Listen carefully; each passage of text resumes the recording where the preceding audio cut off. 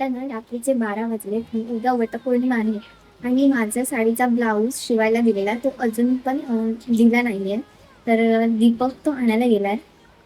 म्हणजे मला एवढं भारी वाटतं ना, की आपल्या आई-बाबांनंतर आपल्या जर कोण आपल्यावर एवढं कोण प्रेम करत असेल आणि आपले छोटे-मोठे हट्ट कोण पुरवत असतील, तो म्हणजे आपला नवरा असतो. ही छोटी गोष्ट असेल, पण मला खूप भारी वाटतंय, की तो माझ्यासाठी एवढा हे करतोय.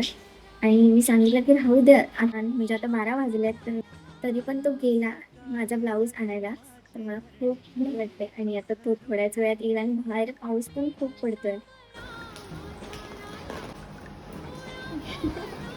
भिजलास? दमलास? थँक्यू. तू माझ्यासाठी एवढ्या रात्री जाऊन माझा ब्लाऊज घेऊन आलास म्हणून. आणि वेलकम. वटपौर्णिमेच्या खूप खूप शुभेच्छा.